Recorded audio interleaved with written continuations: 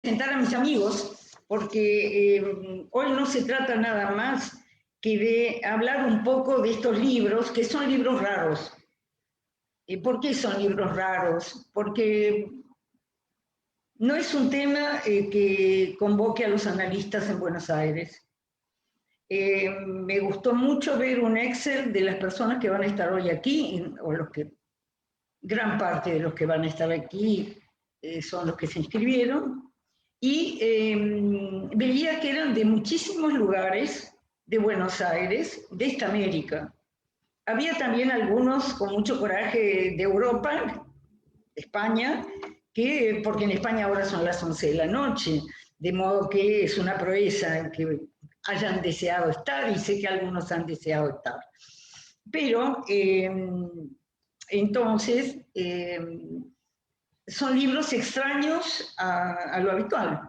¿Por qué? Porque a mí se me ocurrió en un momento determinado mirar hacia América, mirar hacia el lugar donde yo nací, de familia hispana, sin duda, pero para mí América era una suma de interrogantes enorme, esto hace más de 20 años. Y entonces, bueno, empecé un trabajo, y curiosamente este libro queda entre dos libros míos, uno, Seminario 21 de Lacan, que le puse como nombre Un amor menos tonto, y el que escribía a posteriori de estos tres libros se llama El amor aún. Luego el amor es alguna cuestión que tiene que ver con esta América, sin ninguna duda, tema que podremos hablar hoy o en otra ocasión, no importa. Voy a hablar de mis lectores. ¿Por qué están acá Alejandra, Nicolás y Juan? Porque han sido lectores de estos libros. No hay tantos. Y han sido lectores que han tenido un interés en estos libros. Y con ellos yo converso mucho. He conversado muchas veces. Juan vive en Córdoba y sin embargo, la conversación no se interrumpe. He estado un par de veces en Córdoba para presentar estos libros y encontré un interés absolutamente diferente al que encuentro en Buenos Aires, pero absolutamente diferente. Esto no es sin causa, y justamente esa es mi curiosidad. Esto que pasa en esta América donde hay diferencias tan extraordinarias y cosas que se repiten y se reiteran, es un fenómeno extraordinario esta América. Bueno, como sé que tenemos poco tiempo, los voy a presentar mínimamente a cada uno, podría hablar mucho más de cada uno. Entonces, notas para ser muy precisa. Son los tres, yo también, practicantes del psicoanálisis. Los tres están muy implicados en la enseñanza de Lacan, en su práctica, se inscriben en la enseñanza de Lacan. Y eso quiere decir una singular relación a la lectura. Un practicante del psicoanálisis tiene una relación singularísima con la escritura. Y eso es lo que los hace lectores. De lo que los rodea en el consultorio, de los libros, son lectores extraordinarios. Entonces, Alejandra, mi querida Alejandra, hemos perdido nuestras conversaciones de café, lamentablemente. Ya volverán. ¿Cómo? Ya volverán. Quizá. Bueno, Alejandra hace muchísimas cosas. Es una fuerte presencia en la Escuela de la Orientación Lacaniana, donde ella ha tomado lugares de gran responsabilidad, pero no de responsabilidad de secretaría, en el campo clínico, epistémico, propio de la escuela, político diría, también. Pero además ella lleva adelante Grama, de la editorial, y cuando le pregunté qué la movía a ocuparse de esta manera, a tener esta enorme tarea de Grama, y ella dice que la extensión de las enseñanzas de la escuela, de la extensión de las enseñanzas de la AMP. Es decir, ella efectivamente publica muchísimo. Yo, ¿de dónde saca tiempo? No lo sé. Hace muchísimas cosas Alejandra y es infatigable, evidentemente, y tiene siempre un gran entusiasmo. Tiene, como se sabe, un saber hacer que le permite ser ubicua. Esa es Alejandra Gleis. Juan Manuel Conforte, que vive en Córdoba, es un gran investigador, un investigador, no sé por qué me salió gran, pero porque creo que sí, hace años que él trabaja realmente la obra de Maurice Blanchot y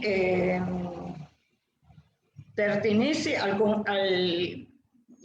comité o equipo, no sé cómo se llama, de editores responsables de la editorial de la Universidad Nacional de Córdoba.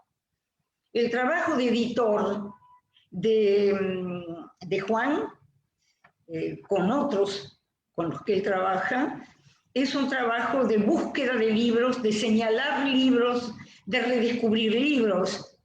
Y ahora últimamente está en plan de editar un libro suyo muy particular, del cual no tengo tiempo de contarles, pero es un libro que ya empieza por tener un título extraordinario. Un libro con ilustraciones de Mariana Robles, que es una artista cordobesa. Anómalo archipiélago de islas probables. El atrevimiento ya es mayúsculo, Juan. Bueno, es un libro objeto con ilustraciones, algo muy particular, de lo cual apenas tengo noticias contadas por Juan. Juan, además, codirige con Natalia, su mujer, un grupo de psicoanálisis y filosofía, con el cual ciertamente en Córdoba he tenido muchísimo gusto en conversar y en trabajar el discurso analítico. Bueno, Nicolás Cerruti. Este grupo de psicoanálisis y filosofía de Juan está en el marco del campo freudiano, del CIEC de Córdoba. Nicolás tiene una larga presencia como supervisor en servicios de psicopatología del ámbito hospitalario. Tiene una muy larga pertenencia al ámbito hospitalario. Pero Nicolás me parece a mí que sobre todo es escritor, con todo lo que eso implica. Yo escribí montones de libros, pero no soy escritora. ¿Por qué no? Porque a mí la curiosidad me llevó a escribir. Pero en cambio, Nicolás, que ha publicado mucho, mientras escribe, lee y mientras escribe está en el problema de la escritura. Es decir, Nicolás realmente está en la cuestión de la escritura. No quiero dejar de mencionar un libro de Nicolás que es exquisito, Lo absurdo y el humor. Pequeño libro joya.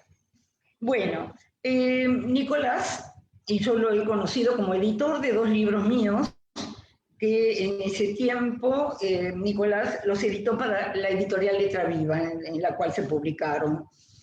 Pero ahora Nicolás, junto con María Magdalena, han creado una editorial que se llama significativamente Las Furias, y en esta editorial ya tienen a punto de publicar un libro importantísimo, porque hasta ahora no se había podido ni traducir ni tener acá en Argentina, un libro que se hizo muy notorio por la cuestión de las nuevas histerias, que es el libro de Hélène Cixous, Retrato de Dora. Bueno, este libro es el primer libro con el cual Nicolás y María van a inaugurar su editorial Las Furias. No sé si me olvido algo, discúlpenme, pero quería decir, aunque sea un poquitito de cada uno, y fundamentalmente que me va a gustar mucho escucharlos en su lectura de estos libros, porque es la primera vez que voy a oír a alguien que me cuenta algo de esa lectura. Muchas gracias. Bueno, Carmen, gracias por la presentación. Te has tomado un trabajo de decir algo de cada uno, lo cual siempre es interesante. Le damos entonces, como saben, esta es la presentación de una trilogía, la cita fallida 1, 2 y 3. Con lo cual cada uno ha tomado un libro a su cargo para comentar, y vamos a comenzar con la cita fallida 1, y le damos entonces la palabra a Nicolás Cerruti. Nicolás. Bueno, muchas gracias. Gracias, Carmen, por la invitación. También a Grama, a Alejandra Gleis, que me parece que hace un trabajo, bueno, ya lo ha dicho Carmen, un trabajo enorme y lo viene haciendo. Y lo valoro mucho. Gracias, bueno, también por compartir estas lecturas, este panel con ustedes. A mí me toca presentar el primer libro, y me voy a centrar principalmente en el ensayo 1 y en el ensayo 2, pero como por ahí hay mucha gente que no lo ha leído o no lo tiene todavía como referencia o no se ha detenido, voy a puntuar un poco de qué va el libro sintéticamente, unas pinceladas, para después abocarme a lo que sería la lectura esta que nos convocó Carmen para poder hacer. Primero, lo que quería decir es que lo que hizo Carmen con estos libros, ahora con todos los libros, no se había hecho. Creo que gracias a ella se seguirá haciendo. No de la misma manera, pero el impulso que ella tiene es algo que me parece que propone una causa. El primer libro se llama La cita fallida 1, El continente mestizo, una mirada con Lacan. Y los dos ensayos donde me voy a detener más exclusivamente se llaman la más formidable resistencia y magia y religión intrincados mundos. Esos son en los que más me voy a detener. Antes, entonces, paso al tercero directamente para que sepan más o menos de qué está compuesto estos ensayos. ¿Y por qué ensayos? La palabra ensayos tal vez va a ser parte de las vicisitudes de lo que diga cuando me detenga más. El tercer ensayo entonces se llama Interlocución Divina. Son meras pinceladas, un poco me tortura un poco poder decir algo de los ensayos porque abarcan tanto, hay tal riqueza de investigación, que sintetizarlo y dar un pantallazo de eso me parece como injusto. Entonces les propongo a los lectores que puedan encontrarse con eso, porque aparte son ensayos que se deben leer varias veces, porque tienen como capas no solo de información, sino de interlocución. Entonces, decir estas pinceladas para mí es una especie de traición, pero bueno, es para que se enteren. El tercer ensayo, entonces, Interlocución Divina, habla principalmente de la era cristiana, una era invisible e inaudible en su presencia, entre comillas. Es una era creadora de comunidades, de las Sagradas Escrituras. Es un tiempo que viene del Padre y vuelve al Padre, donde el verbo se hace carne, todo empieza a ir muy mal. Se pregunta por qué esta doctrina, ¿no?, generó semejante seducción. Es interesante, porque ella va mostrando los hilos de lo que se abasteció el cristianismo como para que fuera perdurable e interesante. Una de las tantas cosas, por ejemplo, la conciencia moral, que se vuelve cósmica. Otra, la atención sobre sí mismo, ¿no? Algo que podemos de alguna manera ver que sigue hasta el día de hoy. Ahí nos cuenta las vicisitudes de la Contrarreforma, del Concilio de Trento. Estamos como en el siglo XVI, y particularmente cómo España implementa la fe religiosa, los artilugios de España para implementar la fe religiosa. Yo se lo vi en una presentación a Carmen, del destacado en este ensayo, donde decía la potencia de un Dios que muestra que sos alguien para alguien. Eso es algo que en la colonización produce un fuerte impacto, y me parece que es el surgimiento reglado de lo que podría ser la vida interior. Nos da esa posibilidad de una vida interior expresada en esta posibilidad de ser alguien para alguien. Eso que es el amor de Dios, el amor divino, Carmen lo desarrolló, porque también Carmen cuando investiga tiene aristas y lo va como metiendo en distintos lugares y lo va profundizando en distintos lugares. Uno de los libros es Mujeres, ¿no? Claves místicas en lo que sería el desarrollo del Seminario 20, y en el que es el libro más reciente, El amor aún, me parece que va indagando, como ella dijo, cuestiones del amor y que son distintas facetas que va encontrándose para poder pronunciarse esto. Voy a leer un párrafo que me parece como un poco que puede sintetizar esto, que está en ese tercer ensayo, donde dice: alguien, un sujeto supuesto saber, representante de Dios, traza las vías del espíritu.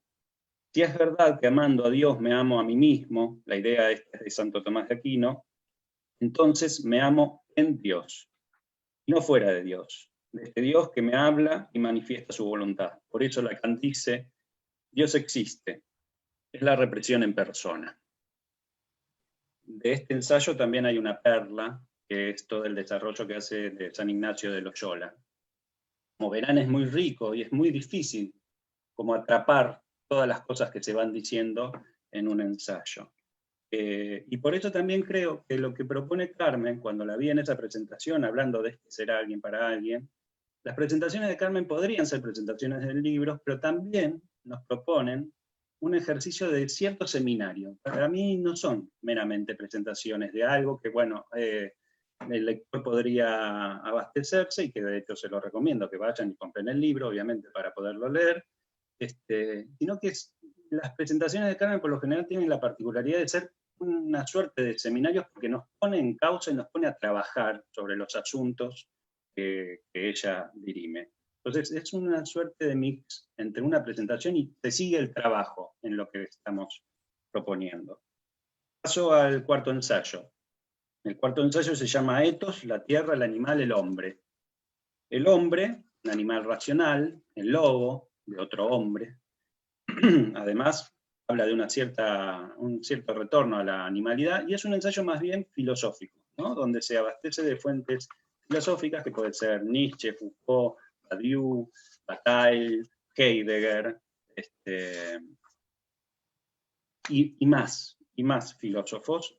También se hace cargo de las consecuencias de la ciencia, y se sitúa más este ensayo por ahí en el siglo XX. Y uno de los destacados de este ensayo que me parece fundamental, que es fundamental hasta el día de hoy, o me parece que está en vigencia por lo que nos encontramos, es el cuerpo. Dice ella en este ensayo: la cosa cuerpo se tiene, se manipula, se expropia, se desplaza, se usa, y si llega viva al ocaso, se la retira de la circulación. Esto es algo que podemos encontrarnos distintos ecos de esto. No es solo, entonces, un ensayo que habla del cuerpo y demás, también habla del semejante y del otro, porque la particularidad es dónde situar al otro. Siempre en una visión europea, tal vez América podría ser el otro, y tal vez no. Entonces hay una lectura, un discurso que nos está faltando. Por eso también la cita fallida. Leo otro párrafo que me parece que nos va a servir para entender. Dice: los filósofos nos llevan mucha ventaja a los psicoanalistas porque pueden permanecer en los paraísos ininteligibles del discurso filosófico. Por eso nada los apremia a interesarse en la interrogación lacaniana. Pero las mutaciones de la cultura y el rigor del síntoma, incluido el aburrimiento absoluto, exigen desde Freud abandonar los artilugios y estudiar el estado de las cosas en el mundo de los hombres, en este caso sin excluir a esta América, donde las miradas sobre la tierra, el animal y el hombre difieren profundamente de las europeas. Esto es algo que me parece que ella destaca todo el tiempo, y es algo que es como una cuña que nos debería causar, y es difícil de sostener y es difícil de aceptar. Estamos formados por discursos enteramente europeos, educados, con los sinsabores de miles de filosofías que nos atraviesan, y Carmen hace todo el tiempo una relectura de eso y nos propone otra cosa. Tal vez cuando me detenga más en el primero y el segundo ensayo se entienda bien hacia dónde quiero ir. El quinto ensayo, entonces, es Forzados a la universalidad. La universalidad en este ensayo se descubre como universalidades, o sea, depende de quién la diga, desde qué cultura. Toma principalmente a Bloom para dirimir lo que es lo judío. ¿Y por qué lo judío? Porque hay algo de concebir un universal sin resto. También lo lee mucho a Milner en ese ensayo, y tras los devaneos y las preguntas que se genera en ese ensayo, tomo dos referencias que me parecen importantes hacia el psicoanálisis. Dice, ¿cómo situarnos con el discurso analítico nosotros, los mestizos culturales, nacidos o crecidos bajo los soles de esta América, que quiso y quiere sacudir de sus sandalias el polvo del pasado hispano? ¿Cómo situarnos en la tierra donde la gran cultura de Occidente llegó a América justo a tiempo para constituirse sobre el territorio, con el regalo de su cultura exquisitamente construida a través de crueles y locas contiendas? Leo este último párrafo para pasar particularmente a lo que me interesa generar como lectura. Dice, me parece que en Buenos Aires una zona ciega separa no solo de la originalidad de una reflexión como la de Puig, que ya lo nombraré, sino la de otros sudamericanos. Hoy es indispensable perforar un doble muro, el de los sucesos argentinos que suelen afectar nuestras vidas y nos alejan del resto de América. Esto sigue vigente, esto está presente, esto nos está pasando, y eso es lo vital de los planteos de Carmen. Entonces, de los sucesos argentinos que nos alejan del resto de América, y el de la planetarización de las comunicaciones, o el mar de las confusiones. Ensanchan el mundo visible hasta lo inverosímil, y nos hacen maestros en el arte de mirar sin ver. Existe en México, Guatemala, Bolivia, Venezuela, Colombia, Ecuador y Paraguay, importante población indígena. En Brasil e islas del Caribe, gran número de afrodescendientes. Hoy se hablan numerosas lenguas nativas. La singular situación geopolítica aparta a Argentina desde los tiempos de la conquista.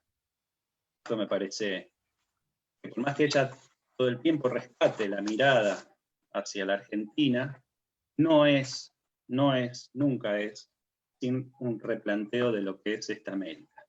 Entonces ahora sí me sitúo en el primero y en el segundo ensayo, porque me parece que esos dos ensayos son algo introductorio y a la vez tienen planteos que atraviesan toda la obra de Carmen. El primer ensayo se llama La más formidable resistencia, y el segundo, como dije, Magia, religión, intrincados mundos. A mí desde siempre me resultó muy atractiva la puntuación, ese destacado que hace Carmen, que propone en sus libros una lectura con Lacan. Digo una lectura, porque si bien lo que más aparece es una mirada con Lacan, me parece que apunta a lo que constituye a un lector. Y apunta a lo que constituye un lector porque me parece, es una idea, que quien lee, escribe. No cualquier lectura, no cualquier ejercicio de lectura desemboca en una escritura. Pero en el caso de Carmen, es un ejemplo de que lee y escribe y lo lleva más allá. Me parece que si bien la lectura es con Lacan, y Carmen lo lee de manera singular, su mirada está puesta en otro lado. Son las culturas afro, indo, luso, hispanas. Y en ese situarse de manera doble, yo veo un gesto ético, noble y a la vez vital. Yo sé que la palabra vital es algo que se la ha asignado a Carmen con esta palabra, y ella muchas veces se pregunta qué quiere decir esto. Me parece que indica que esto no va de suyo, que no es que todos podemos estar incursionando en eso, sino que hay una insistencia en que algo de esto se exprese. Entonces me preguntó, esa mirada y esa lectura, ese doble planteo, ¿está logrado? Es como preguntarse si está lograda la creencia o si está logrado un discurso. Lo que propone Carmen, o lo que es más rico de Carmen, es que va siempre un poquito más allá. Propone algo que, por ejemplo, es lo que rescata de Lacan cuando Lacan habla de la cultura, que dice, les aconsejo que la conserven porque hace cosquillas y lo despierta a uno. Así, eso dicho para la cultura me parece que podría ser dicho para los libros de Carmen. Yo aconsejo que la conserven, porque hay algo que nos despierta en estos libros, porque hace cosquillas, molesta, incomoda, hasta que uno sigue leyendo y se entera de las cosas, los sedimentos de mundos que uno dejó por sentado y no se hace cargo de que participan en la vida de uno. Es algo que lo despierta a uno en algún momento. Uno de los planteos de estos ensayos es que nos propone sacarnos las pulgas de la religión, que son muchas y pican fuerte, dice. Y también quiere leer si educar, si psicoanalizar, si gobernar, es lo mismo en todos lados. ¿Qué lugar tiene el psicoanálisis en la cultura? En la cultura que no es diferente de la sociedad. O sea, ¿qué lugar en las diversas culturas y en las diversas sociedades? Y ella tiene una maestría en conjugar ciertos planteos.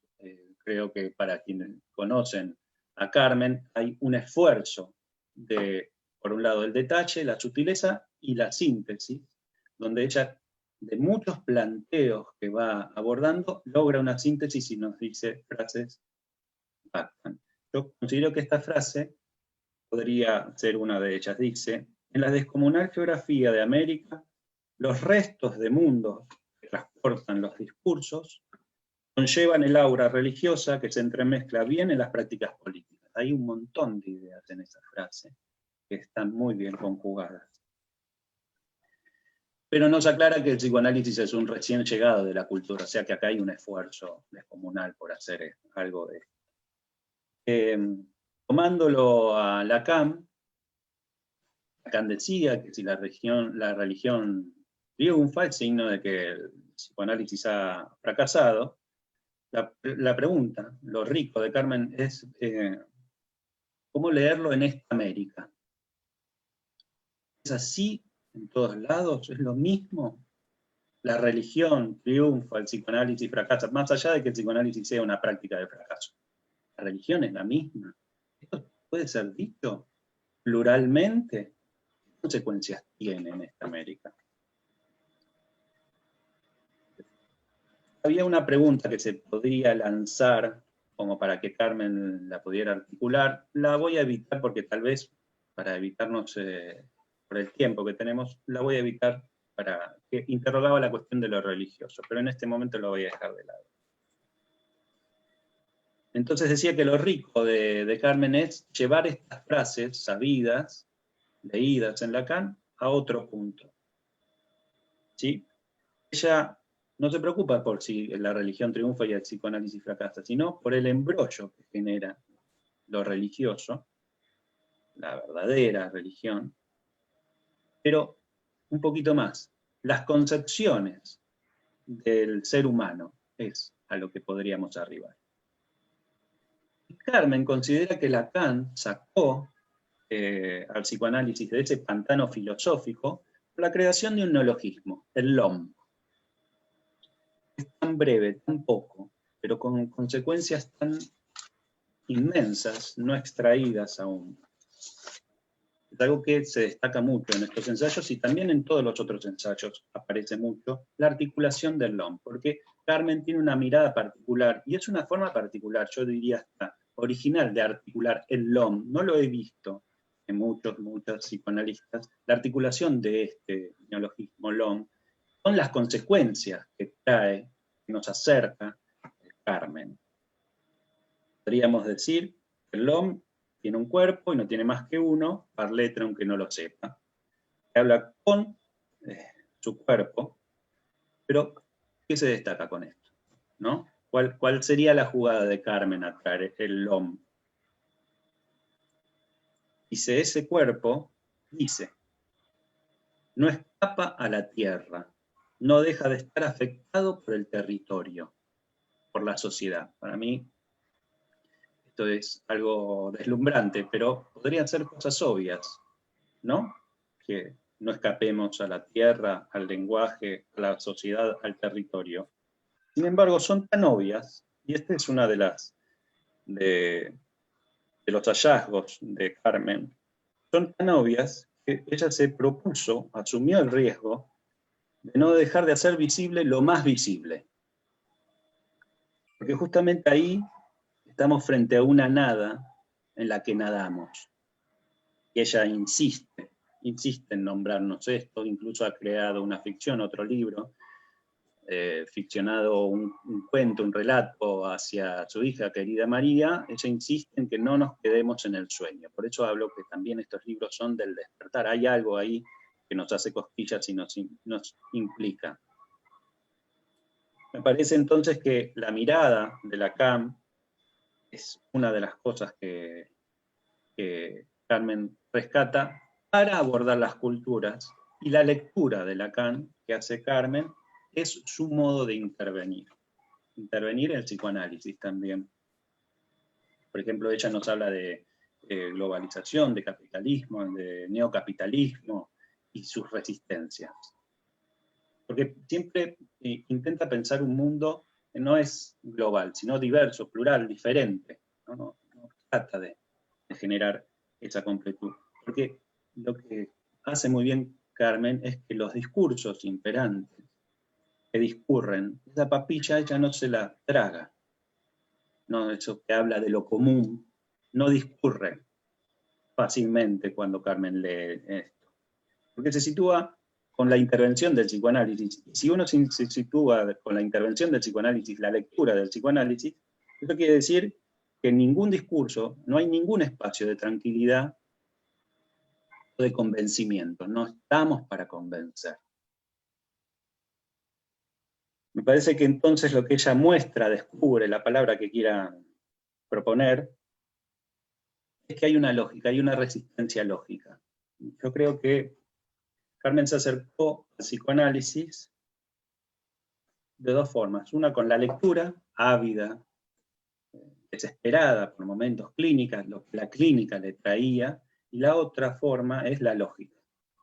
La lógica, para mí se la brindó Lacan. Las lecturas que hizo de Lacan le brindó la posibilidad lógica de interpelar, como está interpelando a América, el psicoanálisis y los distintos planteos que hace.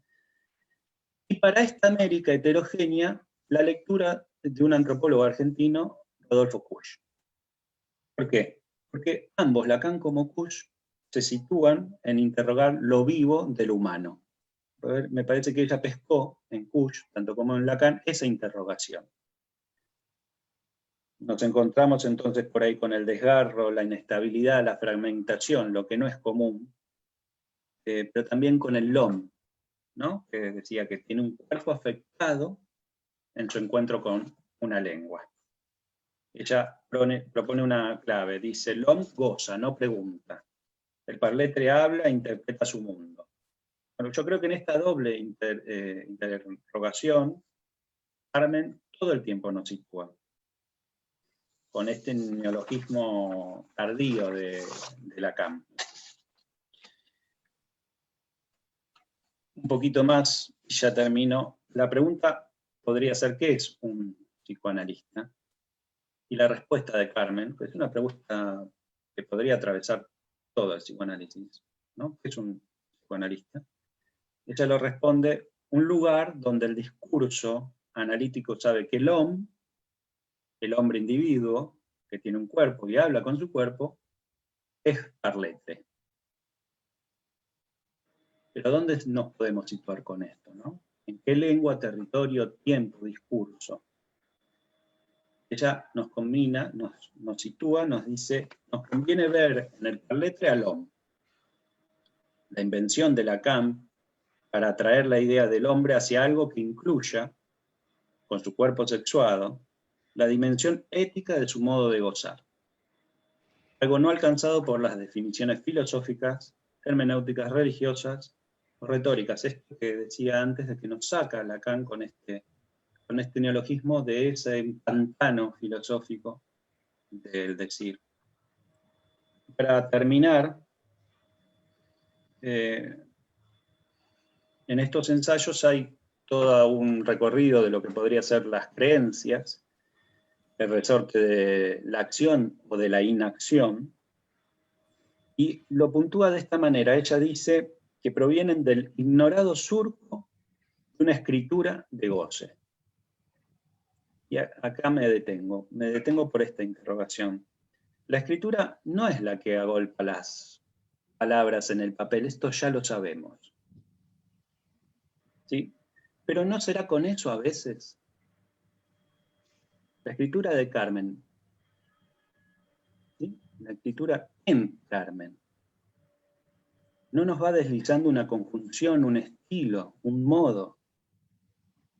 Las huellas que operan en una vida, que operaron en una vida también. Para mí, como dije antes, quien lee, escribe. Y a mí me parece que Carmen me ha brindado la enseñanza de que hay un en vez, un revés de esto. Porque Carmen es la persona que también mostró, ¿sí?, que esa escritura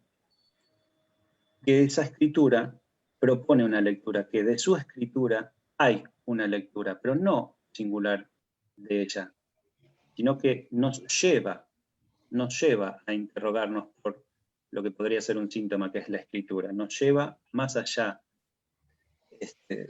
Y en ese sentido me interesaría que esa causa, ese en vez que muestra Carmen, pueda ser acompañado por todos ustedes leyendo sus libros. Muchas gracias. Bueno, muchísimas gracias, Nicolás. Tenés razón, son libros que hay que leerlos, porque todo eso que vos vas extrayendo está en 5 ensayos, y si yo tuviera que dar cuenta ahora de lo que hay en esos 5 ensayos, no podría hacerlo. Ha sido un trabajo, es cierto, un trabajo de lectura, pero con una idea principalmente. ¿Qué entender por la religión? Cuando hablamos de la religión, Lacan dice que la religión católica es la religión verdadera porque es la que mejor permite gozar. Pero para responder esa pregunta, una religión que permite gozar, hay que saber de qué goces provee la religión. Y yo lo sabía muy bien, porque efectivamente atravesé por ahí. Y entonces, después de esa travesía, yo sabía muy bien cuáles eran los goces que la religión podía proporcionar. Y hay una cosa que dice Lacan en el Seminario 20, que Freud nos hizo la caridad de mostrarnos otra trascendencia, porque la trascendencia divina nos facilita el psicoanálisis. Los católicos, los judíos, los que tienen una idea de la trascendencia divina, seguramente en esta América tenemos una facilitación con respecto al psicoanálisis. Porque hay tantos acá psicólogos, psicoanalistas, etcétera, etcétera, etcétera, por una relación a la palabra que nos viene efectivamente de la religión, de lo judeo-cristiano. Y es un tema enorme, ese tema de lo judeo-cristiano. Y justamente atraviesa la cultura. Cuando nosotros nacemos como país, como continente, nacemos, cuando descubre Colón América, para decirlo sencillamente, ahí se produce la mestización, de eso seguramente creo que va a hablar Juan, pero digo, hay una cruza tan increíble, mestización política, social, religiosa, todo se mezcla Y era un mandato del rey de España. Había que mestizarse para transmitirle a los indios a Dios y al rey. Dios y el rey. Bueno, a mí todo ese tipo de cuestiones me apasionó. ¿Por qué? Porque son los sedimentos. Ahí están los sedimentos. He recorrido algunos países, no todo, pero he andado por esta América y he visto esa mezcla permanentemente en actividad. He visto la mezcla de los ritos, de las creencias, todo ese sincretismo religioso. Y termino, ese es el primer volumen del libro, y termino con eso que siempre digo, que cuando entran a jugar al fútbol a la cancha en Buenos Aires, los jóvenes futbolistas se hacen la señal de la cruz, muchos, o los taxistas cuando pasan por la iglesia. La religión está metidísima hoy en la cultura popular. Y a veces los psicoanalistas, que seguramente encontramos eso en los consultorios, en los hospitales, en los juzgados, en los lugares donde trabajamos, no damos cuenta de eso.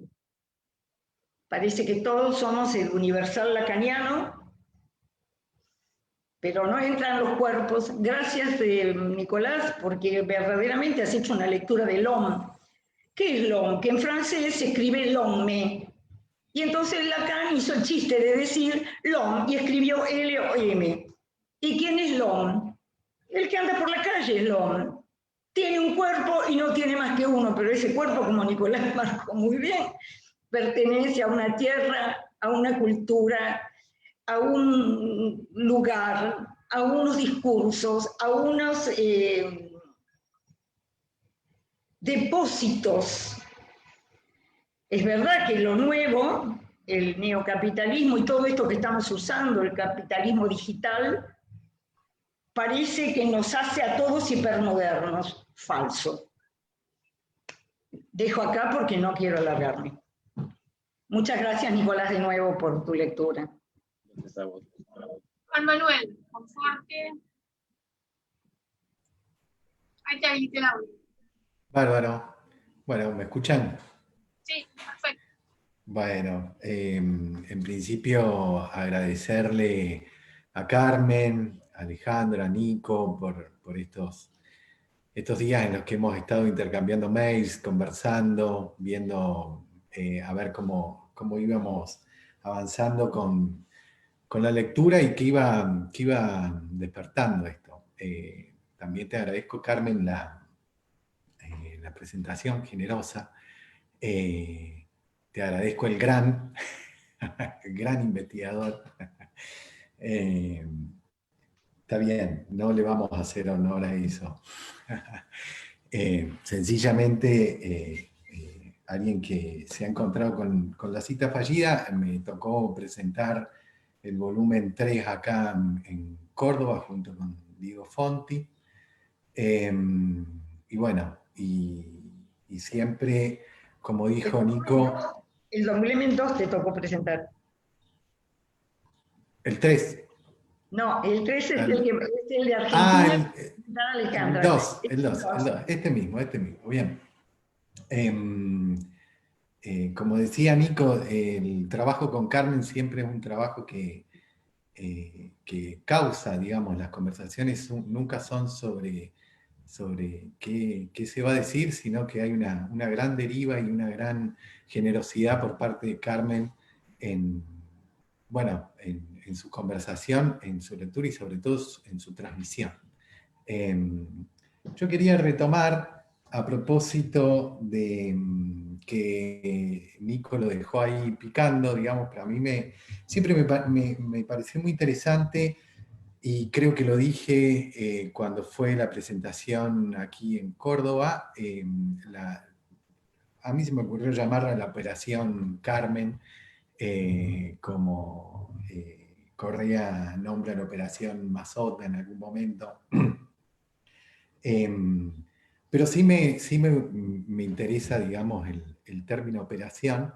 Y Nico había dejado ahí picando la cuestión del ensayo. El volumen 2 empieza, digamos, con la misma introducción de Gustavo de Sal y con un pequeño ensayito que se llama así, ¿Por qué ensayos? Una introducción indispensable, donde Carmen habla un poco, en realidad, digamos, no da una respuesta a esta, ¿no? Es una clave, digamos, del estilo de Carmen. Carmen abre, ¿no? Caminos, no va a dar una respuesta a lo que es un ensayo o a por qué ensayos. Sencillamente, su respuesta a por qué ensayos es un ensayo. Ella ensaya ahí una respuesta en acto, no una respuesta en concepto.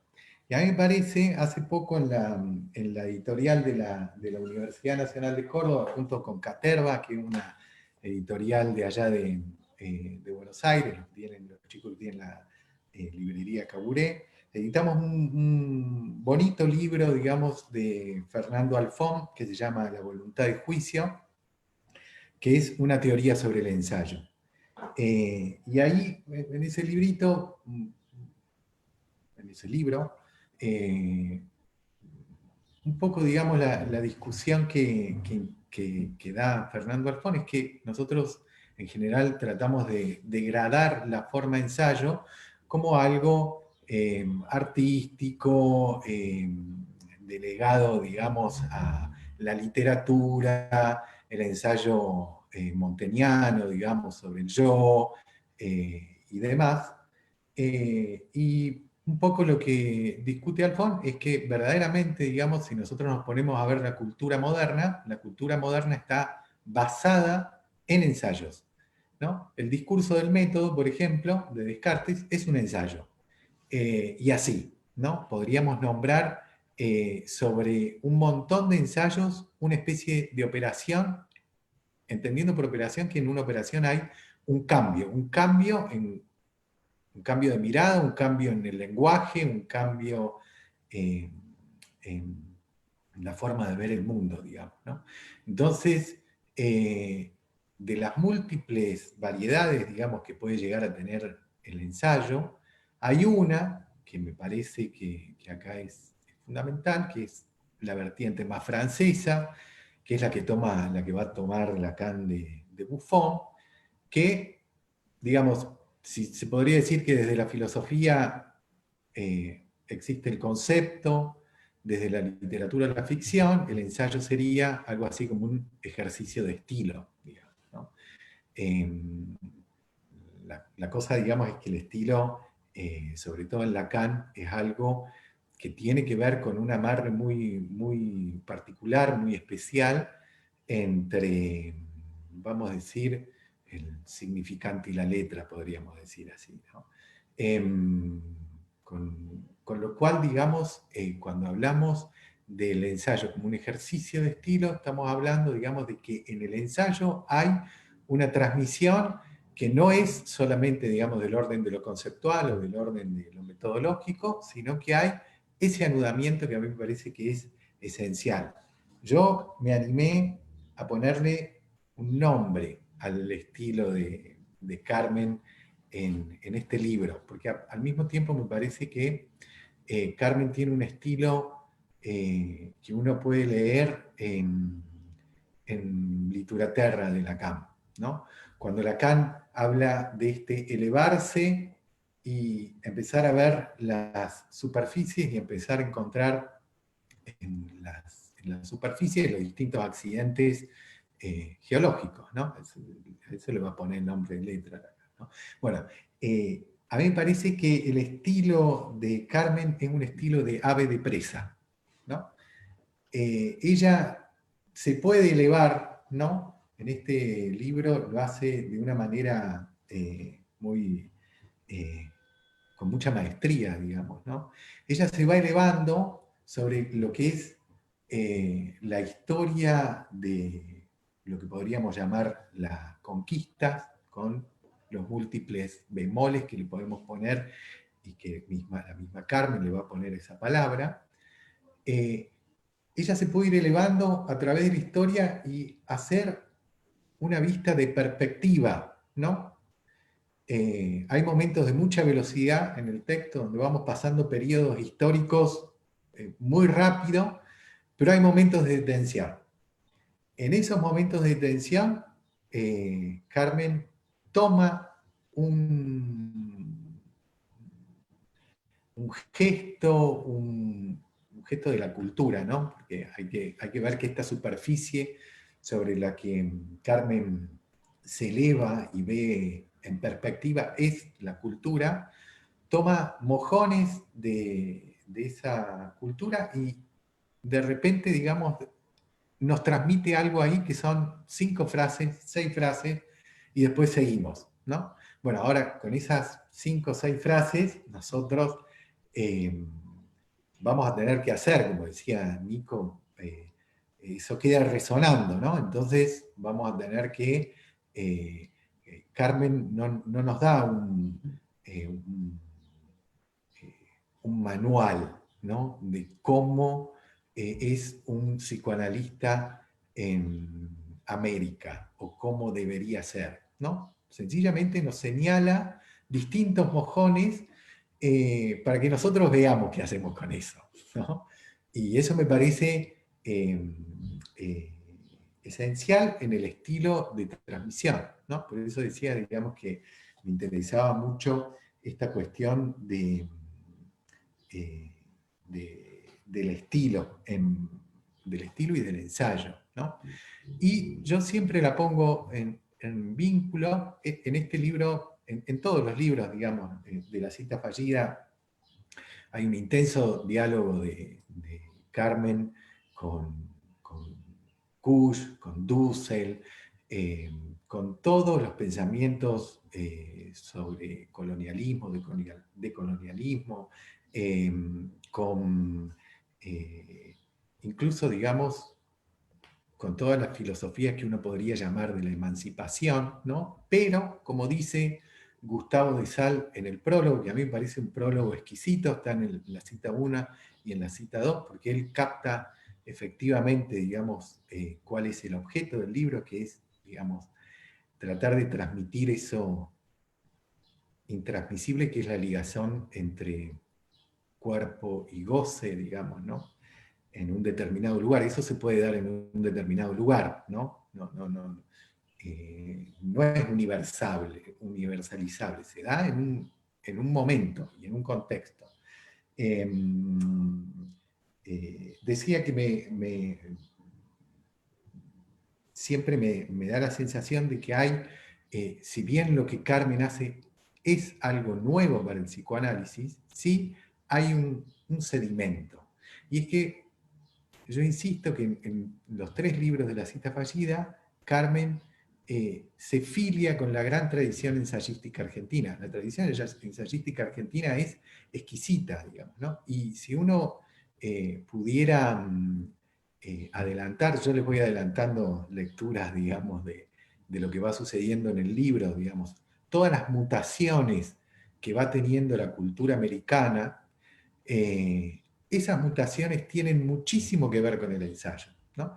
Y esta cosa de elevarse y de mirar en perspectiva, uno podría automáticamente acordarse de Ezequiel Martínez Estrada cuando escribe Radiografía de la Pampa, ¿no? La radiografía de la Pampa es eso, digamos, ¿no? Sacar una radiografía y ver qué puntos, digamos, hay, qué huesos hay, qué articulaciones hay, digamos, qué nódulos hay, bueno,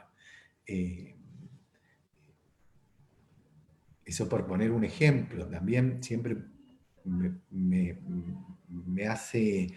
resuenan los libros de Carmen con, por ejemplo, La manía argentina, que es otro libro que sacó la editorial de la Universidad de Córdoba junto con la General Sarmiento, en la cual Carlos Correa, en La manía argentina, se pregunta o ve, digamos, cómo, por ejemplo, en la época de los procesos, las dictaduras de América Latina, hubo fuertemente, lo primero, una educación conceptual, dice Carlos Correa. Una educación conceptual y una educación lingüística del pueblo para estar preparado para la guerra, por ejemplo, ¿no? Bueno, ese tratamiento, digamos que es un tratamiento especial, uno podría discutir esa idea y verla y demás, sí me parece que es un poco lo que Carmen intenta captar, digamos, ¿no? Estas operaciones del lenguaje, estas operaciones que están en el lenguaje, y sobre todo estas resistencias, ¿no?, que empiezan a aparecer en América y que tienen que ver, por supuesto, con la conquista. Ahora paso un poco más a hablar del libro, ¿no? El libro está compuesto por 5 ensayos y un epílogo.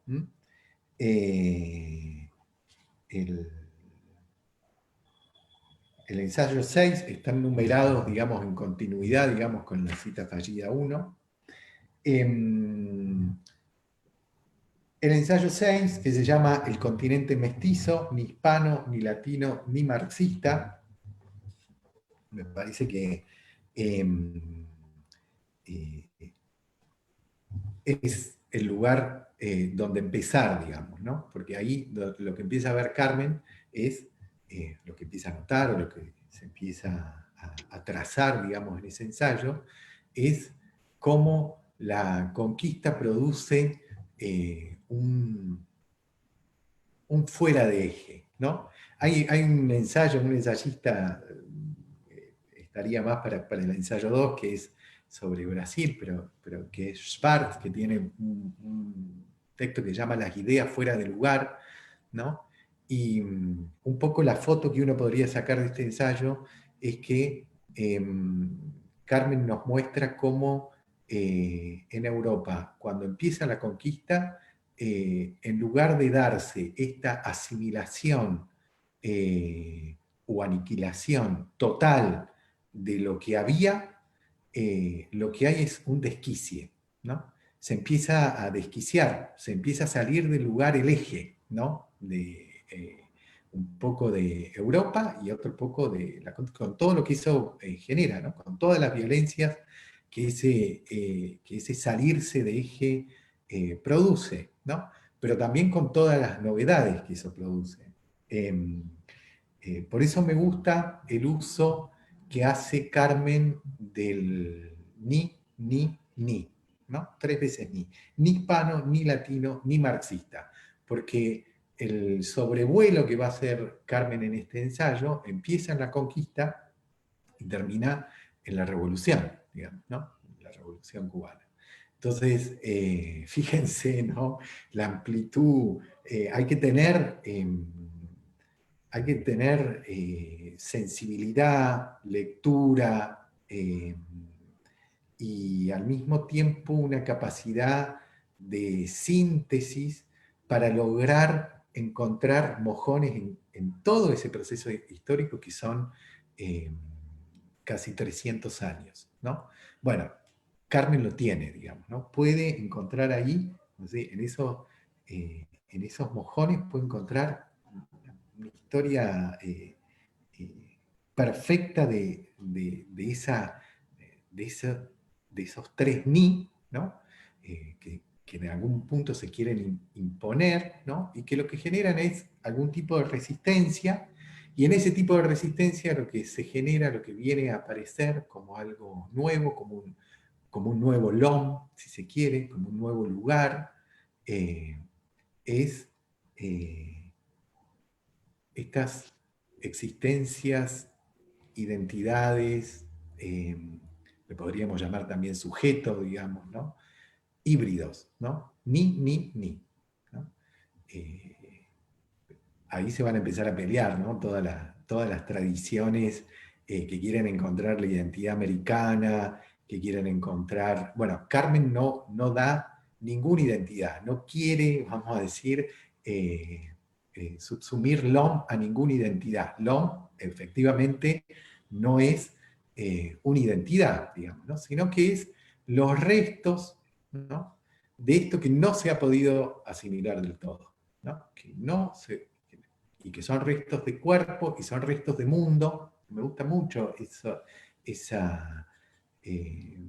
esa expresión de Carmen, digamos, ¿no? Son restos de cuerpo, restos del mundo, porque una cosa es contar una historia y otra cosa es transmitir una historia, ¿no? Y Carmen tiene la capacidad de transmitir lo que fue la conquista, digamos, ¿no? La conquista no fue, fue una experiencia tremenda, ¿no? Fue una experiencia abrumadora. Carmen rescata, por ejemplo, a... no me sale el nombre ahora, Núñez Cuerna de Vaca, ¿no?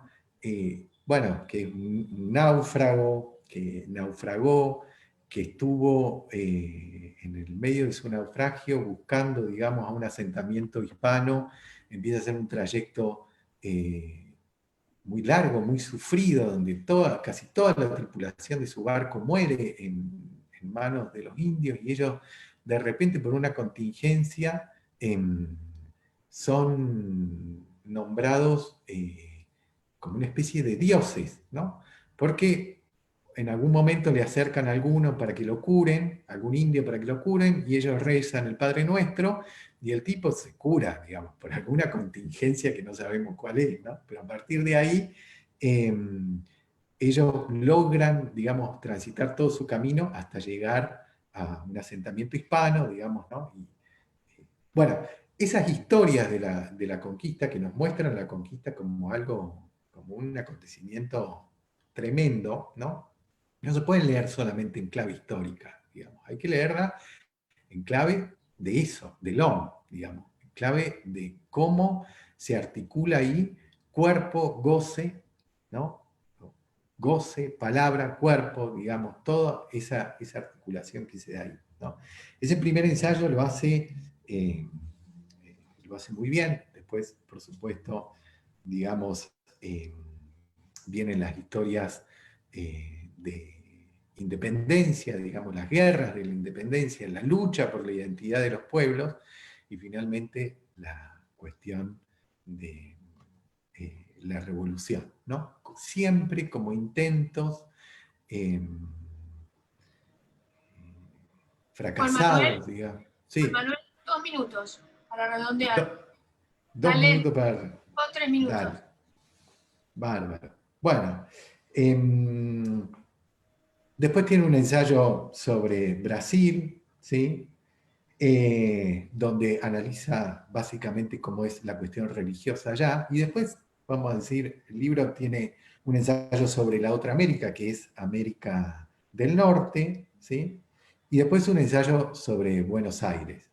En estos últimos ensayos la cuestión esencial es la cuestión religiosa, digamos, ¿no? De cómo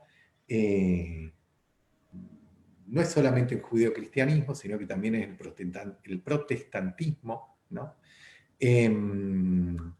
Y donde también hay un choque, digamos, muy fuerte sobre las formas de entender la religión en Brasil, en el resto de Latinoamérica y en la otra América.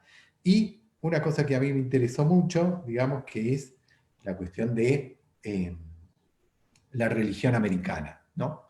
De cómo hay una fuerte transformación que no hubo en los otros países de llevar al hombre, vamos a decir, a Dios al hombre, ¿no? Pero no en el sentido cristiano de Jesucristo, digamos, como el Dios histórico, sino en el sentido de cómo en América del Norte se crea un Dios personal, un Dios que camina al lado de cada uno. Entonces, ya no hay que preocuparse por una salvación colectiva, digamos que el tema de la salvación es siempre el tema de la religión, sino que la salvación es solamente individual, ¿no? Y eso instaura y saca de quicio, ¿no? Borra de un plumazo lo que era la religión europea, ¿no? Y hace la religión del capitalismo, ¿no? A mí me parece, bueno, eso, digamos, como una cuestión global, digamos, de todo el libro, ¿no? Pero bueno, dejo acá para no extenderme. Gracias, Juan Manuel. Bueno, quiero decir algo. Realmente lo que hablaste sobre el ensayo me has enseñado. Uno a veces no sabe lo que hace. Yo sé que es ensayo porque, te voy a decir, Juan, por algo muy sencillo, porque es lo único que puedo hacer, que es inventar todo el tiempo porque voy encontrando. Y a medida que encuentro, escribo. Nicolás dijo algo de eso también, ¿no? Yo a medida que voy descubriendo, y esto que dijiste vos, que me parece extraordinario, que es cierto, yo a toda velocidad abarco mucho y de golpe me quedo y leo, y ahí es la operación de lectura. La operación Carmen está ahí, donde después de un recorrido, donde yo he leído muchos libros y he tratado de ver, de comprender algo, viene ese momento que vos señalaste bien, donde es el momento de, vos le llamaste síntesis, es el momento donde las cosas se ordenan, donde hay una operación de lectura, sin la cual yo no podría continuar. Es decir, son las operaciones donde yo misma asiento mis ensayos, digamos, y donde el libro adquiere una coherencia inesperada, porque verdaderamente pasa eso. Yo te agradezco muchísimo toda tu lectura. Ha sido una lectura verdaderamente, como la de Nicolás, tan amorosa conmigo. Eso también lo tengo que agradecer porque soy sensible a la cuestión del amor, como ya saben. Así que bueno, no digo más por ahora y después que va a hablar ahora sobre el ensayo 3, que es completamente distinto a estos dos. Yo después voy a hablar un poquito más de estos dos libros, que realmente la tarea que le tocó a Nicolás ha sido tremendamente difícil. Después voy a decir por qué. Pero es un libro más fácilmente estructurado el que te tocó a vos, Juan, pero más armado. Pero después viene un libro sobre Argentina que ya no está estructurado en ensayos. Ya no son 5 ensayos, en realidad eran 10 ensayos y decidimos con Alejandra hacer 2 libros porque era un libro muy gordo. Así que sumamos 5 ensayos en un libro, los siguientes después. En cada uno de esos libros está el precioso prólogo de Gustavo de Sal, en los dos, y en los dos está la introducción mía por qué ensayos. Está en ambos libros, 1 y 2. Ahora, cuando estos 2 libros, como vos dijiste bien, resulta que los últimos ensayos de este libro que comentó Juan son sobre Buenos Aires. Y esos son los que generaron mi decisión de escribir La cita fallida 3, que salió unos meses, un año y algo después. ¿Por qué? Porque estos libros tuvieron un efecto sobre mí, sobre todo cuando llegué a ubicarme en Buenos Aires. Y yo creo que Buenos Aires y Argentina es un fenómeno aparte. Y lo digo muy claramente y con muchas pruebas. No solo Argentina es aparte, sino que además Buenos Aires es un fenómeno aparte. Y eso tiene muchas consecuencias además. Sobre eso quizá voy a hablar un poquito después, ahora no me quiero extender, pero bueno, muchísimas gracias y ahora estoy deseando, yo ya escuché una vez la lectura de Alejandra, porque Alejandra fue una de las colegas que presentó La cita fallida 3 en 2019 y fue una lectura verdaderamente muy real, muy verdadera del libro, muy linda, por eso le pedí que hoy también nos acompañara Alejandra con su lectura de La cita 3, que es en Argentina, de la mirada al inventario, se llama el libro. Y ese no está separado en ensayos, ese está separado creo que en 3 partes. Y también en ese libro he comentado un trabajo de Juan Manuel, es decir, hay un texto mío que trabaja sobre un texto de Juan Manuel, que lo hice porque verdaderamente ese texto me permitió pensar muchas cosas. Bueno, muchas gracias, Juan Manuel. Dejo acá. Bueno, como ya dijo Carmen, yo presenté este libro en otra oportunidad hace aproximadamente 2 años, en el momento de la salida, y fue un libro que leí en conjunto con otro libro de Carmen, que comenté en forma escrita esta vez, Lecturas de una Argentina. Con lo cual sigo en el mismo tema, digamos. Me gustaría empezar diciendo que esta es la primera trilogía de Carmen, ¿sí? Me toca comentar el tercer libro de esta trilogía y no sabremos si habrá un cuarto, pero yo especulo que sí.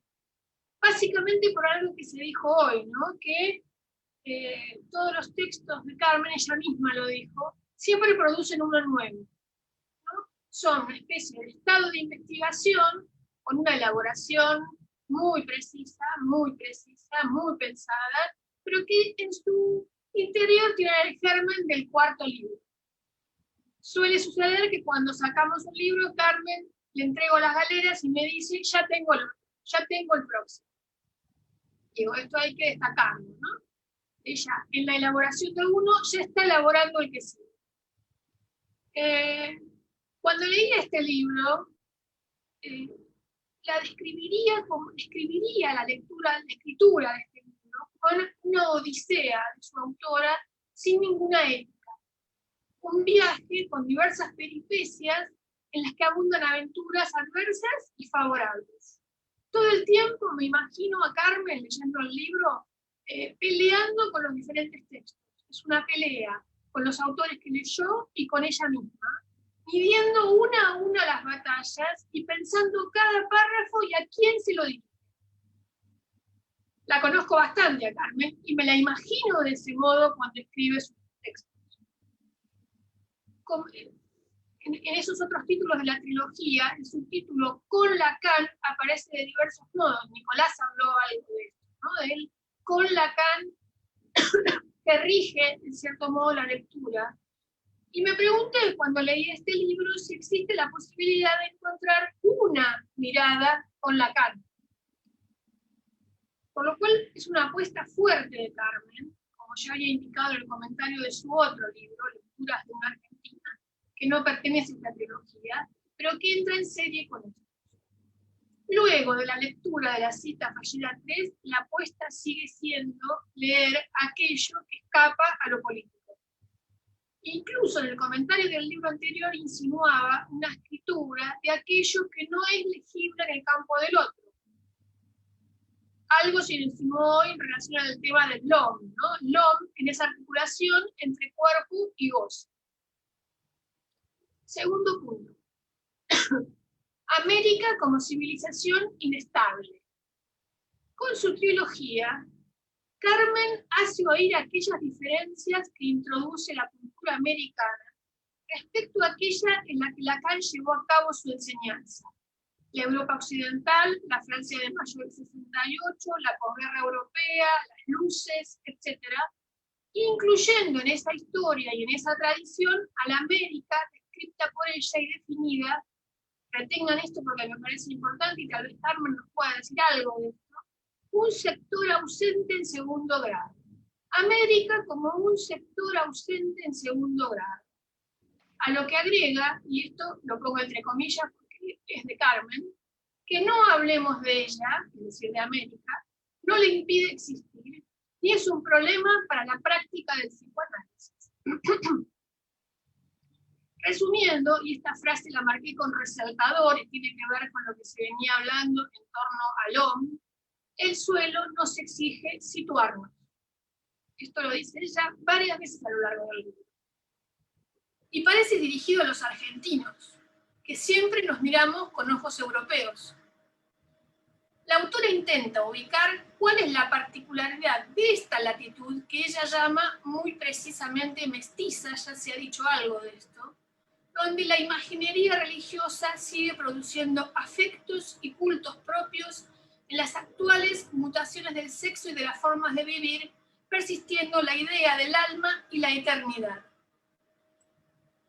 Sin embargo, la descripción va aún más allá, y cito textual a Carmen, porque me parece una frase que ubica precisamente la cuestión que se habló acá, como introducir en el orden de lo global un mundo plural, diverso y no global. Esa es la operación de Carmen. Se habló en un momento de la operación Carmen, y para mí la operación Carmen de esta trilogía es introducir un mundo plural, diverso y no global. Esta cita lo dice bastante textualmente. En la civilización inestable de la cita fallida indo-hispana se contraponen dos lógicas. A causa de una profunda mestización, no cesan sus efectos. Se cruzan las creencias, se fundan y confunden el mito y el símbolo, el dogma y la superstición encubierta, se suman las paradojas y las contradicciones. Y sigue. Vigencia de los movimientos populares, izquierdas y sindicalismos, raras mezclas de tinte neoliberal, excesos del capitalismo financiero, libertades sexuales extremas y locuras, talento e invención, periferias de la pobreza e inagotables formas de desidia y de violencia, mafias. La rueda de la fortuna mantiene en vilo los sueños políticos, académicos y culturales, o la idea de ganar una lotería, o el recurso a los milagros, o el entusiasmo de la fiesta. Creo que con esta cita todos podemos saber de qué está hablando. Y es extraño encontrar en un texto de una psicoanalista que se juegue tanto por pensar estos fenómenos que nosotros más bien eludimos. No encontré otro modo de contarles lo que Carmen entiende como lo más particular de América que remitirme a esa cita. No iba a encontrar palabras para decirlo de mejor manera. Una perpetua inminencia de la caída que se vuelve presión de lo sagrado en el borde real de lo imaginable. Es decir, eso lo dice Carmen, yo diría, es eso real que aparece desbaratando lo que Occidente siempre espera de nuestros confines.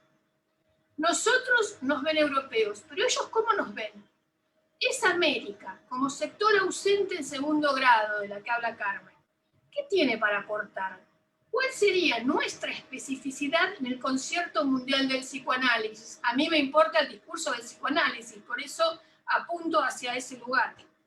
¿Será por esto, por este hecho, que a nuestros colegas europeos les cuesta tanto entender nuestros fanatismos, nuestras pasiones, nuestras grietas y, en resumen, esos excesos que nos sumen en miles de paradojas irresolubles? Una pregunta en este sentido de Diego Tatián, citado por Carmen en el libro 3, nos interpela en este mismo punto. ¿Es lo mismo hacer política en Estocolmo o en Buenos Aires bajo un signo democrático de uno u otro? El psicoanálisis es poroso. ¿Se deja afectar por esa exterioridad? Tercer punto.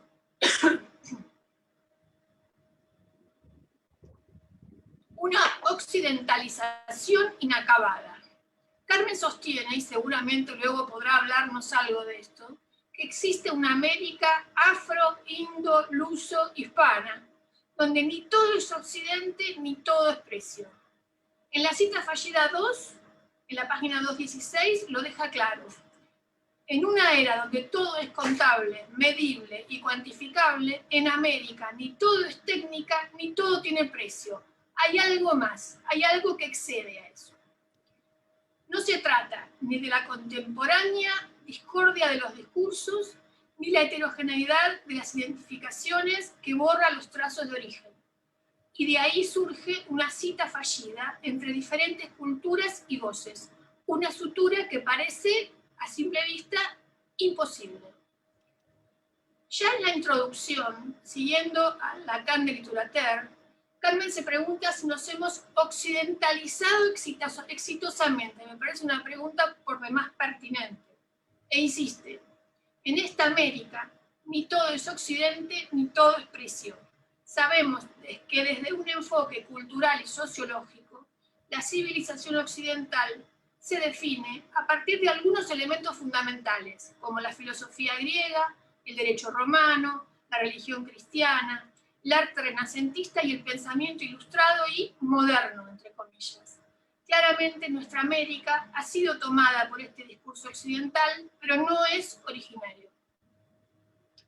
Una pequeña digresión. Cuando viajé al Machu Picchu hace unos cuantos años, al pasar por la Catedral de Cusco, las obras de arte que ornamentaban las naves de la catedral me impactaron y recuerdo aún en mi cabeza esas imágenes, porque eran escenas de la Biblia con personajes que tenían claros rasgos incaicos, animales y paisajes andinos y rasgos y rompas incaicas. Era llamativo y hasta extraño ver ese sincretismo, y por otro lado debo reconocer en mí cierta indignación en ese momento por la manera en que caía sobre ellos esa cultura que nada tenía que ver con sus propias civilizaciones.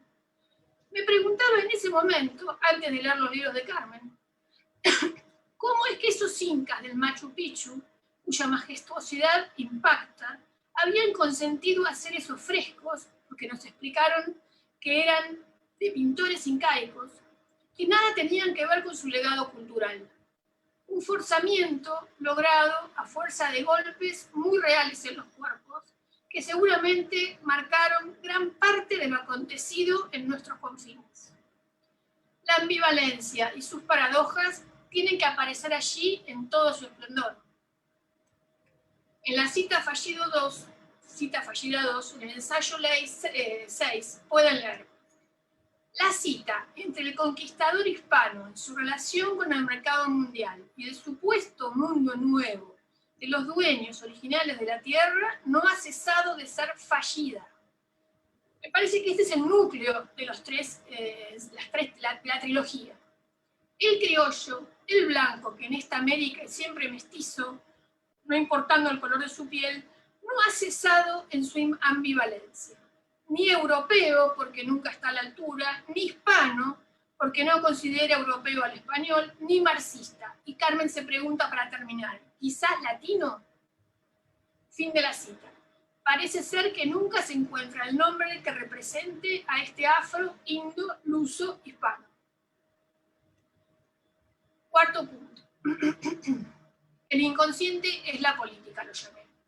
En el prólogo de la cita fallida 1, Gustavo de Sal sostiene que el aluvión de la historia no es subsumible en la crónica de los acontecimientos, lo que es lo mismo que decir que la historia, en psicoanálisis, es una ficción en la cual un discurso da forma y sentido a los goces que agitan los cuerpos. Pero también hay una aseveración de Carmen tomada de Eric Laurent que termina de configurar su tesis. El lazo social está anclado en el goce, y esos goces se nutren de las ficciones que traman las culturas. El hombre delira, tiene un cuerpo hablante que debe situárselo en términos culturales, es decir, afectado por un lazo a una tierra, a una lengua y a una cultura. Un cuerpo hablante siempre en oposición al cuerpo del individuo, que hablando testimonia del discurso como lazo social. Eso común que viene a inscribirse en ese mismo cuerpo en la dimensión del malestar. Es justamente la política la que presupone una cierta experiencia de lo colectivo, es decir, la manera en que opera el poder para determinar las relaciones sociales. Aunque desde el psicoanálisis la apuesta tiene que ver con leer lo que escapa a la política, es decir, justamente lo político, entendido como lo enuncia Lacan con la frase «el inconsciente es la política».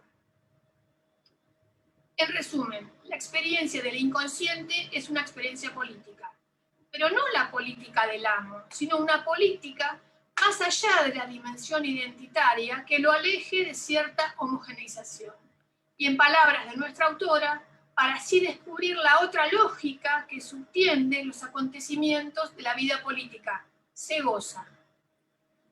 Todo esto choca con el mundo de la globalización y su régimen de lo ilimitado. Por eso me pregunto, ¿será esta trilogía una apuesta política de Carmen para hacer ingresar lo propio del hombre de estos confines, golpeado en su cuerpo por estos gestos culturales, por llamarlo de algún modo? Y de paso, enfrentar a la moral liberal actual, que no concibe a la comunidad más que como una suma de decisiones individuales fuera de la dimensión común. Pregunta que dejo en el aire para que luego ella nos diga lo que piensa. Quinto punto. Carmen. No, seguí. Un inventario imposible. Ese es el subtítulo del libro. En el subtítulo del libro, de la mirada al inventario, nos encontramos con este malestar imposible de inventariar. Eso político que juega su partida, como el aluvión de la historia que cae sobre el sujeto, dejando marcas, muchas de las cuales no ingresan nunca en el inventario del sujeto. Me gustó mucho en este sentido la idea de una América como sector ausente en segundo grado. Insisto con esto porque me parece un hallazgo de Carmen. ¿Sería eso bárbaro que hay en cada uno, ese goce que aparece como otro extraño?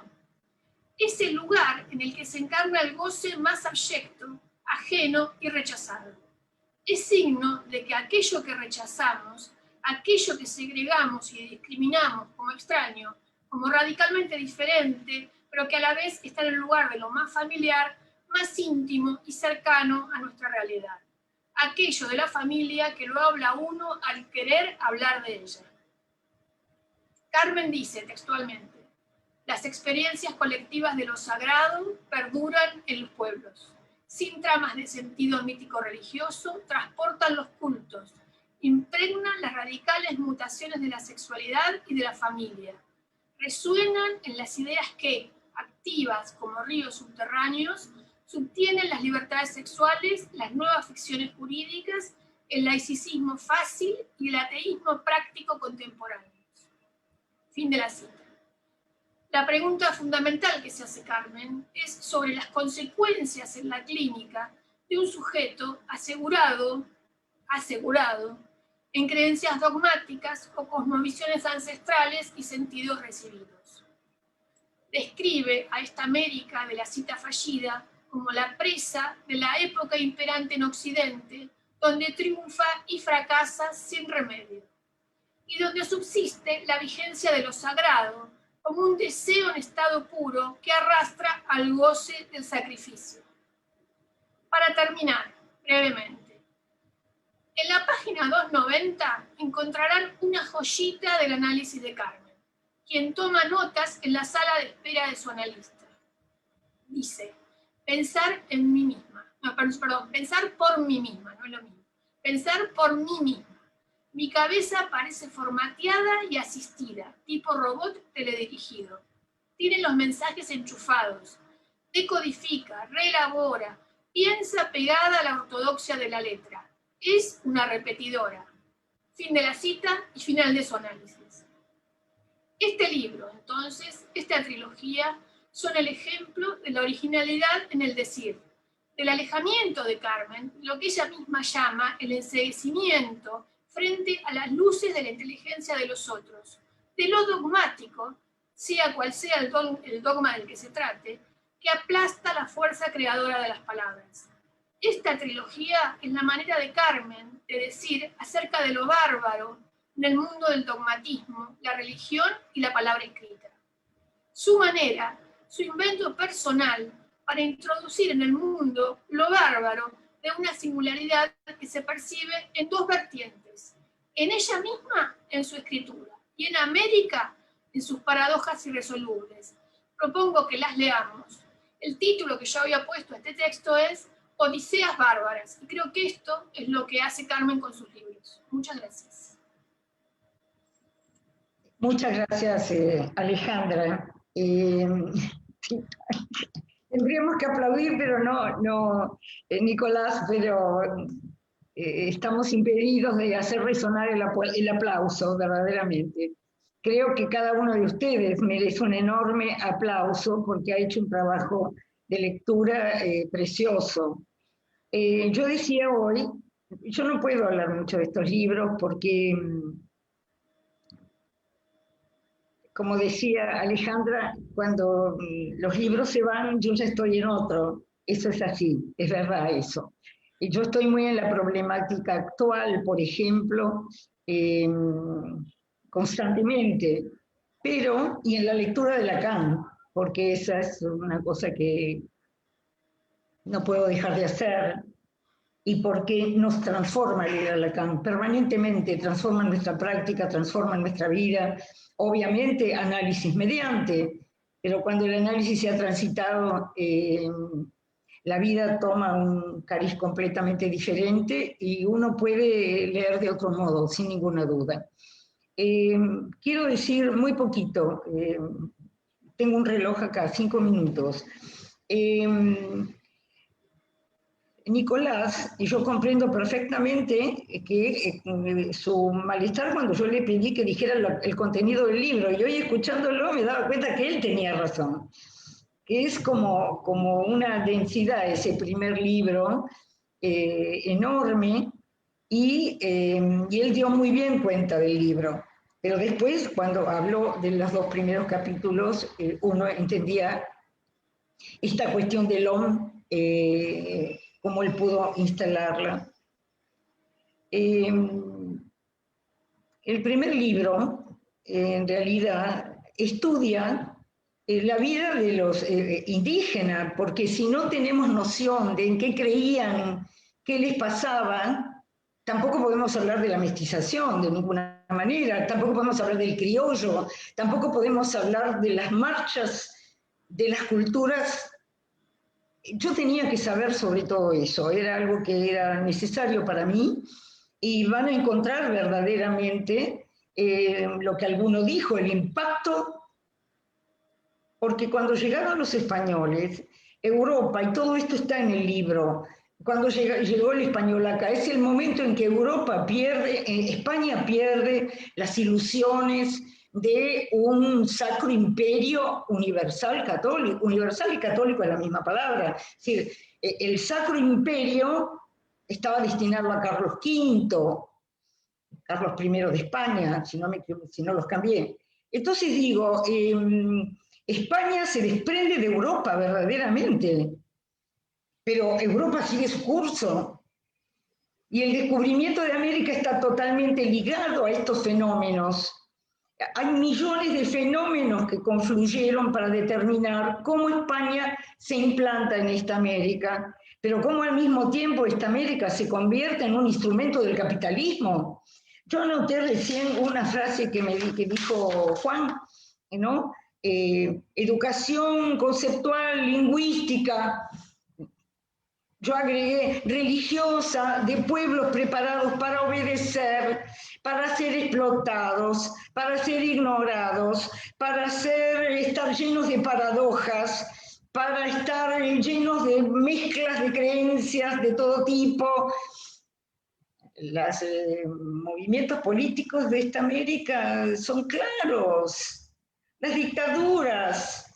Algún colega habló de que acá estaba la influencia de la guerra europea, que estaba aquello que decía Lacan de una, no recuerdo la cita, pero cuando Lacan en el seminario 11 habla de hemos pasado por la guerra. Nosotros no pasamos por ninguna guerra. Las guerras de la independencia eran pequeñitas, sangrientas pero pequeñas. No sabemos lo que es una guerra europea, no tenemos la más pálida idea. Tampoco sabemos de lo que pasó en Europa cuando Lutero en 1517 plantó su pelea con la Iglesia de Roma, su separación. La gente se aturdía, ¿no? Porque si pasabas de acá eras hereje y si pasabas de acá no. Y todos esos fenómenos estudié, me gustan. Y están en el primer libro, La cita fallida 1, lo tengo acá. Magia y religión. Estudié el protestantismo, Lutero, Calvino, etc. El lugar de España en las dinastías europeas. Lo que pasa en América a los indios cuando llega el español. ¿Por qué creen, siempre lo digo, que Hernán Cortés dominó a Moctezuma, que era un hombre genial? Era un rey en una dinastía, un monarca, porque realmente eran personajes. Y este Moctezuma en muy poquito tiempo quedó sometido. ¿Por qué creen que Pizarro pudo dominar rápidamente Atahualpa? Ustedes no saben lo que era el poder incaico. Todo eso está en mi libro. Porque yo no estuve tranquila hasta que pude leer esta América. Y entonces, todos esos son los fenómenos que relatado, trabajado en el primer libro, en La cita fallida 1, incluidos los judíos, porque la presencia en esta América del judaísmo, hay que estudiarla. Bueno, ahí está. Entonces, es un libro lleno de información. Es decir, me detengo acá. Podría decir muchísimo más. Y además siempre digo que soy muy buena, probablemente soy buena escribiendo, pero muy mal hablando. Soy desordenada, enfática, pido disculpas siempre por cómo hablo. Pero Eso bueno, no es verdad. ¿cómo? Eso no es verdad. Bueno, no por eso me puse a escribir, porque no me gustaba oírme hablar. Bueno, Nicolás, entonces, Juan Manuel, ¿quieren decir algo? sí.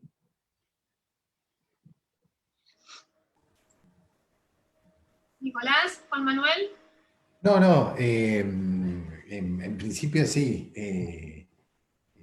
está bien eso, ¿no? El hablar de Carmen siempre puede ser enfático, pero hay una dirección, ¿no?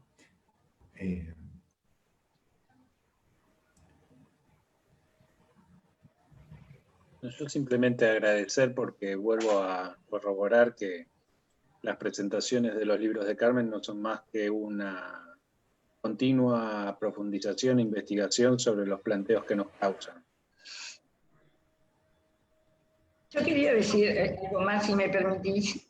Quería agregar, muchas gracias, porque realmente han sido muy generosos en sus presentaciones. Entonces, pero lo que quería decir entonces ahora, una palabra sobre el libro 2. El libro 2 es más simple en su estructura, pero efectivamente no solo quise tener esa mirada sobre el continente mestizo, es una mirada amplia, como dijo Juan Manuel, hasta la revolución y hasta las revoluciones modernas, Fidel Castro, etcétera, casi la actualidad diríamos, pero y ese ensayo que se llama El continente mestizo, ni hispano, ni latino, ni marxista. Pero ahí lo que yo trabajé, que me parece que también es algo novedoso, porque lo hice porque nadie lo había hecho antes y no lo encontré hecho, lo tuve que hacer. Hice un ensayo sobre Brasil. La conquista de Brasil fue completamente distinta de la hispana.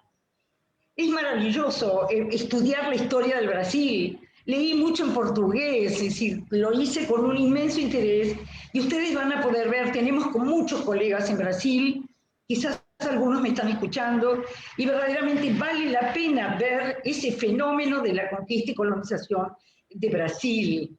Es precioso. Después, la otra América, lo mencionó Juan, es decir, estudiar esa otra América, porque parecemos los hermanos tontos de Estados Unidos, de América, pero se llaman americanos. Y es verdad, como dijo Juan, que su idea religiosa, su forma de vivir, su forma de pensar, es absolutamente otra y además nunca desprendida de Gran Bretaña. Son como siameses, después de haberse matado durante un tiempo. También está bastante la historia de Estados Unidos ahí, para que la vean. Hay un trabajo sobre Nueva York que escribí, obviamente, después de un viaje también. Entonces digo, y después vengo a la Reina del Plata. Ya tengo más o menos el continente americano. Y la Reina del Plata es Buenos Aires. Y Buenos Aires le da la espalda a América. Sí, además Argentina es un fenómeno aparte, por eso hay un libro aparte. Pero en este libro lo que hablo es de Buenos Aires ignorando a esta América. Ese es el tema. Los psicoanalistas hablando de la época como si fuéramos capitalistas europeos, no sé. Hoy estamos todos pobres, pero entre comillas todos pobres, ¿no? Entonces digo, en Buenos Aires, eso fue el primer enojo que me llevó a escribir. Me enojaba muchísimo ir a hablar de la época del neocapitalismo y de los emprendedores y de los... yo hablaba de Europa todo el tiempo. Me empecé a enojar, les digo la verdad, y algunos colegas a los que quiero mucho, tengo muchos amigos, han sido testigos de mis enojos. Después me calmé, me puse a escribir y eso ya fue otra cosa. Entonces termina acá la cita 2, los 10 ensayos, el extraordinario prólogo de mi querido Gustavo del Sal, y viene el trabajo sobre Argentina. Y ahí van a encontrar Argentina, verdaderamente, como lo acaba de contar Alejandra Gleitz, que hace una lectura preciosa de ese libro, pero es un libro donde yo trato de encontrarme. Y ahí encuentro, obviamente, a Oscar Mazota, la entrada de Lacan en la Argentina, por supuesto, pero además los vicios de la Argentina. Por lo pronto, y con esto termino, Argentina no se parece a esa zona de la América donde hubo virreinatos. Hubo virreinatos desde 1500 y algo, y los virreinatos fueron sistemas de organización, sistemas religiosos, políticos, sociales, etcétera. Todo eso he tratado de estudiarlo en el libro también. Pero resulta que, y porque además en estos virreinatos hubo la rapiña del oro, hubo la ambición del oro, la búsqueda de culturas y de imperios. Hubo muchos imperios. América es milenaria. Ya los mayas habían desaparecido cuando llegan los españoles. Entonces, esta América que despertaba avidez y deseo de conquista, no es Argentina. 2 fundaciones de Buenos Aires, ¿por qué? Porque vinieron los indios y se los comieron a todos. No. Buenos Aires era una primera fundación, 1736, después en el 80, segunda fundación de Buenos Aires. ¿Qué había de riqueza en la Argentina? Y que cuando los españoles escaparon de los indios, se fueron a Asunción, dejaron las vacas y los caballos, y cuando volvieron en el 80, en 1700, estoy diciendo mal, 1680, creo, estoy haciendo lío con las cifras. Entonces digo, no importa, hubo 2 fundaciones de Buenos Aires, se habían multiplicado los caballos, las vacas, todo eso. Entonces, ahí vino la riqueza argentina, llena de tribus alrededor, sin riquezas minerales a la vista, sin imperios, sin nada de todo eso. Y se funda Buenos Aires, se crea Buenos Aires, y Buenos Aires, de entrada, se instala en su riqueza ganadera, después agrícola ganadera, y en el contrabando desesperado.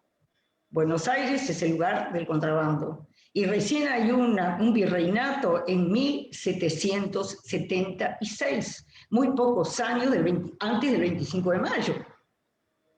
En Buenos Aires no hubo un sedimento en Argentina no hubo un sedimento de cultura por el lado de Buenos Aires. Lo hubo por el lado de Córdoba, porque Córdoba, Tucumán, Chile, hasta ahí había llegado la conquista incaica. Entonces, Argentina es un fenómeno aparte, partida al medio entre la Argentina de Córdoba, la que viene de los incas, y la Argentina del Atlántico, donde está Buenos Aires. Son todos fenómenos llenos de consecuencias, llenos de consecuencias. La principal es que Buenos Aires da la espalda al resto de América, pero es una fanera, es una luminaria, mirando a Europa siempre. He estudiado estos fenómenos con mucho placer, con mucho gusto, y vuelvo a decirles, cuando hablo es todo muy aturdido. Esto es así, no puedo hablar mejor de lo que hablo, pero simplemente transmitirles que es un libro, como dijeron los 3 que hablaron, es un libro para encontrar cosas todo el tiempo. Es un libro donde yo muestro, no hago ninguna teoría especial, mi teoría es Lacan, es l'homme, es el hombre que tiene un cuerpo ligado a una tierra Y Lacan dice en la proposición del 9 de octubre, estas sociedades son nuestro asunto. Y resulta que acá hemos recibido el psicoanálisis de una manera, la cantidad de psicoanalistas lacanianos que hay acá, no la hay en ningún lugar del mundo. ¿Qué quiere decir? Que hay una inmensa curiosidad, que hay una relación a la palabra que lleva en esa dirección. De la religión al psicoanálisis es una frase de Lacan, con esto termino. Dice, siempre consideré que había un nexo, una aproximación al psicoanálisis por la religión. Siempre lo creyó. Lacan tuvo la misma formación católica que tuve yo, idéntica. Heidegger también, Foucault también. Y hay un lugar en estos libros que se llama Los niños católicos, que son Foucault, Lacan, Heidegger. Y como eso hay mucho para leer, y sí, quizá no pretendo transmitir mi deseo lo transmito en los libros. Lo único que puedo decir es ojalá les gusten estos libros como le han gustado a Nicolás, a Juan, a Alejandra, que realmente han dado testimonio de que han tenido gusto en estos libros. Muchísimas gracias a ustedes, a todos los que estuvieron y a mis lectores que amo muchísimo. Gracias a ti, gracias. Vamos a abrir los micrófonos para los que quieran saludar a Carmen. Bueno. Terminar con un aplauso. Gracias, Carmen. Abrir los micrófonos. Bueno, muy bien. A ver, espera. Muchas gracias, Carmen. Muchas gracias a todos. Muy bien, gracias. Gracias Muchas a gracias. Hermoso, hermoso. Muy Gracias, Carmen. Muy buenas las presentaciones también. Excelentes los presentadores. Gracias. Muy ameno.